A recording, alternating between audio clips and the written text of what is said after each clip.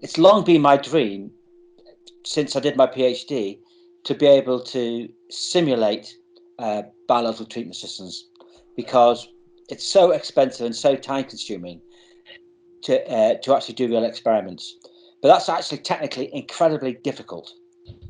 So we had a very good and very successful project in which we developed a suite of methods that allowed us to predict what would happen in the wastewater treatment system from the single bacteria up. And this really, we hope in the future, will become a much quicker, cheaper, more efficient way of developing new wastewater treatment technologies. The heart of them of this approach is what we call an individual-based model, which we call the NewFed model, and that's because the group was Newcastle University's Frontiers in Engineering and Biology. Everybody knows we're in a climate crisis, and to some extent a human development crisis, and we need to develop better technologies for many things, but especially for protecting the environment quickly. And traditionally, experimentation has been very, very slow indeed. It often takes 25 to 30 years to go from a proof of concept in the lab to something that actually works in the field. And as I'm fond of observing, right now it's 2020. In 30 years' time, it'll be 2050 and it'll be too late. So accelerating the rate of environmental protection technologies is a really of strategic importance to the whole sustainability agenda.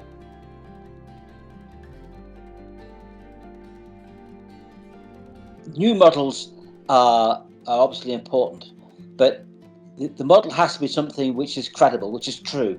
In fact, one of the mistakes a lot of people make in modelling is that they concentrate so much on the model, they don't put enough resource to one side to spend time to check that the model does what it says it's going to do, and when it does that, it gives you something approximating to the truth which you're seeking to find. And in fact, the whole of the BWISE project really is ultimately a testbed for our large-scale simulations. Our first step towards this, though, is the biograms, which is a very, very sophisticated physical model of a biofilm. It's over a meter long.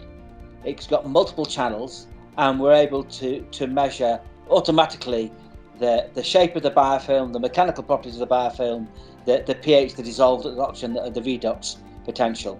And we're also able to offline determine what kind of microbes are where. And of course, we're able to work out how the quality of the water improves as it flows over the biograms setup. So it's an integral part of the modelling is to have a setup to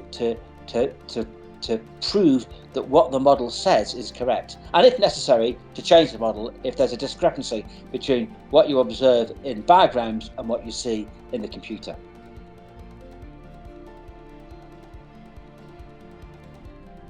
At present, we're able to do quite simple things like model the biofilm on a plastic media in a moving bed bioreactor. So a moving bed bioreactor is like a big tank which is often aerated, and within that there are pieces of plastic, maybe a couple of centimeters long, on which bacteria grow, and they mix within the system and treat the water. So maybe our first sort of step will be to develop media for moving bed bioreactors, and we can do that using the big activated sludge plants that we've got in BWISE. And the great thing about the BWISE facility is we have two of them.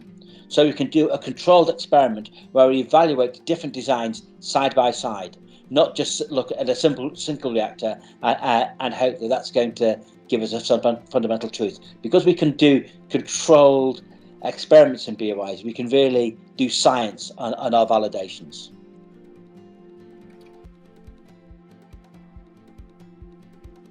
I think one of our first tasks with BWISE will be to start to explore new lower energy technologies. The whole of the water industry is trying to move to net zero, and that's obviously a societal imperative. there is legislation behind that, but I also think it's the sincere desire of people in the industry to be seen to be leaders. We're trying to develop new technologies that will give us clean water with low emissions, or hopefully no emissions, and we're looking to develop that in the Be Wise facility. Really, we want this technology to be taken up by industry, and industry, quite sensibly, don't always believe what they see in a university lab in a jam jar. They want to see it at an incredibly large scale before they're prepared to invest and take the idea further. And those same ideas apply to the microbial electrolysis cells. We can get them to work tolerably well in the university laboratory. Is getting to work at a credible scale with real world wastewater, which is really important.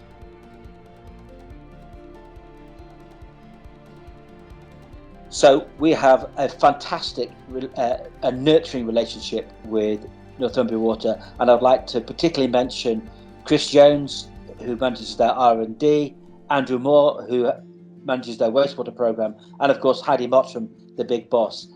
When I say the word nurturing, I really mean that. They've supported us to take some really quite crazy ideas up from just really a talk around the table or in a bar to real things that we can take to scale. They've always been with us on the journey from to the big idea and the big solution, and we couldn't have done it without their help and encouragement, and very often their insights. They've been really crucial in both keeping us ambitious, keeping us eye on the big prize, and maybe nurturing us through some of our ups and downs. It's been a really superb relationship, and it's my sincere desire that the employees and the customers of the company will see payback in the future when we're able to give them more resilient, more sustainable water and wastewater treatment technologies to help them serve the people of the North East and the poor people of the North East to be served as well.